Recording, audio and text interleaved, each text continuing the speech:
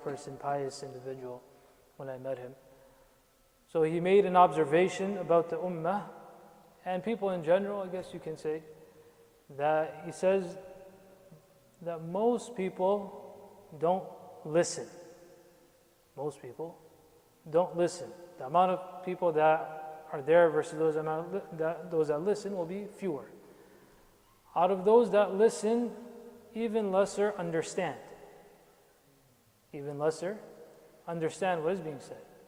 From those that understand, even lesser practice upon what they hear and what they understood. So we went from a larger group, lesser was that lesser people listen. From those who understand, or even lesser. From those who understand, then those that practice upon the advice and what is being said and what they're being told and what they ought to do, that's even lesser. And then from those that practice, those that are steadfast and have istiqamah upon that practice are even lesser. So inshallah we should engage with this tafsir session and the a'mal of Ramadan, etc., with this in mind, and inshallah we will revisit this at the end of Ramadan.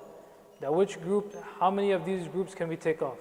Those of us that listened, we understood, we practiced, and then istiqamah and have steadfastness upon all these things that we heard and did and the a'mal that we engage in, inshallah. As far as the ayah kareemah that we recited, ayah 160 of Surah Al-A'raf, that Allah subhanahu wa ta'ala over here, the Quran Kareem speaks about the time when the Banu Israel with Musa alayhi salatu wasalam, when they were in the valley, when they were lost in the valley and they were in circles, يَتِيهُونَ فِي الْأَرْضِ. So during that time, now this obviously occurred as a recompense for their own actions. Allah subhanahu wa ta'ala caused this to happen because of their own deeds, their misdeeds. But despite that, their time in this valley, Allah subhanahu wa ta'ala still favored them. As we spoke about this, that the rahmah of Allah subhanahu wa ta'ala, the ni'am of Allah subhanahu wa ta'ala, at any given moment from a person does not cease from a person. It applies to a person at any time. So even despite their disobedience, and despite Allah subhanahu wa ta'ala putting them into the situation, even in those conditions, see what the ayah kareemah says about the ni'am and blessings of Allah subhanahu wa ta'ala. So وَقَطَّعْنَاهُمْ اثْنَتَيْ عَشْرَةَ أَسْبَاطٍ. First thing first, ni'am of Allah subhanahu wa ta'ala is that they were a large group. So now managing an entire large nation, that becomes more difficult. So when we have something you have many people, what do? You make them into groups. So you can manage them, it makes it easier. Allah subhanahu wa ta'ala made them into 12 tribes, 12 people, 12 families, if you want to call them. And each of them, each of these tribes or these people, these families, they were able to manage themselves, and Allah subhanahu wa ta'ala appointed leaders amongst them as well. As in other places in the Quran Kareem, اثنتي عشرة نقيبة as well. Allah ta'ala also gave representatives, leaders from amongst them, so they did not have the burden of even having to by themselves choosing someone. وَأَوْحَيْنَا إِلَى مُوسَى إِذِ اسْتَسْقَاهُ قَوْمُهُ. Then when it comes time, when people need water to drink in a valley, how does Allah subhanahu wa ta'ala make it possible for them? أَنِضْرِبْ بِعَصَاكَ الْحَجَرِ. Nabi Musa alayhi salatu wasalam, he's told that strike the rock, and from this Allah subhanahu wa ta'ala through his qudrah, his power, Allah subhanahu wa ta'ala makes 12 springs gush forth. فَانْبَجَسَتْ مِنْ اثْنَتَا عَشْرَةَ عَيْنًا. 12 springs gush forth from them. قَدْ عَلِمَ كُلُّ نَاسٍ مَشْرَبَهُم. Then this does not become a means of their quarreling and fighting either. It became such, Allah Ta'ala created the situation such that each people, each tribe, they also knew which water source is theirs. So again, in the context where there was disobedience, Allah Subhanahu wa Ta'ala puts them in this condition. Despite that, look at the ni'mah, the rahmah of Allah Subhanahu wa Ta'ala, that leaders are appointed amongst them, management to make them into a group so that they can manage themselves easily, that is done for them. A water source is created from them. That water source does not become a means of their fighting. Allah subhanahu wa ta'ala makes it such that They don't even make that a problem amongst themselves. On top of that, they're in a valley. There's no shelter. There's nothing that is covering them. وَظَلَّلْنَا عَلَيْهِمُ الْغَمَامِ, that we shade them with clouds. وَظَلَّلْنَا عَلَيْهِمُ الْغَمَامِ وَأَنزَلْنَا عَلَيْهِمُ الْمَنَّ وَالسَّلْوَى, and we send down from them, from the Jannah, from the skies, from the heavens, man and salwa. These are heavenly foods which Allah subhanahu wa ta'ala sent for them. So even a means of shelter is there, food is there, water is there, siyasa and managing amongst themselves, that is also facilitated. كُلُوا مِن طَيِّبَاتِ مَا رَزَقْنَاكُمْ. Allah subhanahu wa ta'ala now says, eat from these tayyib and natural and wholesome and good halal food that we have provided for you. Eat from this and enjoy from this ni'mah of Allah subhanahu wa ta'ala. As we know from elsewhere in the Quran Kareem as well, what did they say? They say that no, we want to farm. We're farmers. Where is our beans and dal, etc. Adas, dal, onions, basal. These are the things they ask for. Allah subhanahu wa ta'ala saying, I'm sending Jannah food for you. All of these things are done. That also in the context that you are the one that disobeyed. Despite that, all of this is done, ni'am, blessings of Allah subhanahu wa ta'ala. But how do they react? They say that, no, we want this, we don't want that. Or that is what we want, this is not what we want.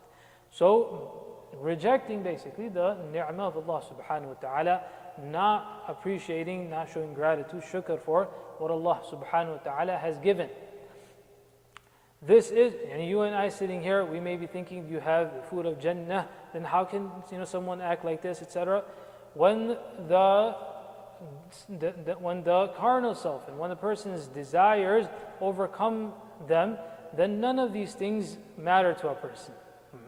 It doesn't matter how great of a ni'mah it is, but when a person becomes a slave of his desires and there's arrogance and a person likes to reject and wants to reject anything and everything that is there, then this is what happens. So Allah subhanahu wa ta'ala, the Quran Kareem highlights a very important lesson here, that وَمَا ظَلَمُونَ, they're doing their actions, their misdeeds. This doesn't oppress Allah subhanahu wa ta'ala one bit. It doesn't change anything for Allah subhanahu wa ta'ala. The grandeur of Allah subhanahu wa ta'ala doesn't change. It doesn't hurt Allah subhanahu wa ta'ala in any way. وَمَا ظَلَمُونَ, who does it hurt? Who is it against? وَلَكِنْ كَانُوا أَنفُسَهُمْ يَظْلِمُونَ, it is only themselves that they are oppressing. So what do we learn from this? What's the lesson in this for us? Although we, alhamdulillah, do not act in such a way, but the lesson in this for us is that the month of Ramadan, for example, times of a'mal salihah, good deeds, not for a moment should we think that we are doing, as we call it, ihsan upon Allah ta'ala. That it is something of our favor of Allah subhanahu wa ta'ala, that mashallah, we fasted, we prayed, we gave sadaqat, this is all for us. It's not for anyone but ourselves. The charity that you give, the zakah you give, the sadaqat that you give, that should also be given with the intention, the iftar that you feed. Don't say that I am feeding someone, they are the ones that are benefiting. No, you are benefiting. The charity is for you, zakah is for you. It cleanses your wealth. It's your obligation that's being fulfilled. You give sadaqat, Allah subhanahu wa ta'ala brings a protection for you. Someone else benefits, very good. You apply fragrance, when a person sprays cologne on himself, puts on itar, he does all of these things. He likes to smell good. He wants to smell it as well.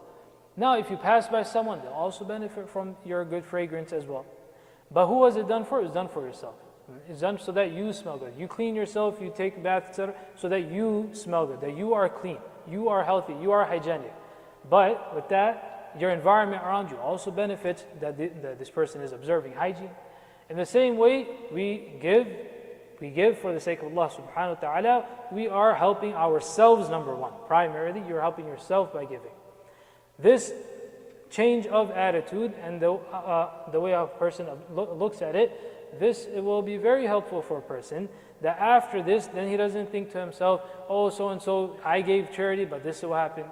He did this and he did that. It's not about the other person, it's about you. So from وَمَا ظَلَمُونَ, and similarly, any wrong a person does.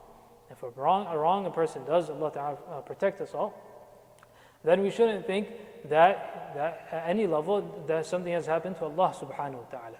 It is ourselves that we have done injustice upon. It is ourselves that will be at loss, and the need is ours to turn to Allah subhanahu wa ta'ala. It's not a favor that we come to the masjid. It's not a favor that we observe the Sawm. It's not a favor that we're staying away from wrong in this month. It's only for us, and the benefit of this, as Allah subhanahu wa ta'ala says in the Hadith Qudsi, that as-sawmu li wa ana ajzi bih. Allah subhanahu wa ta'ala will give the ultimate reward of this fasting, and all those things which Allah subhanahu wa ta'ala has promised, He is the one that will reward us for that. We make dua that Allah ta'ala gives us understanding of the Quran al-Kareem.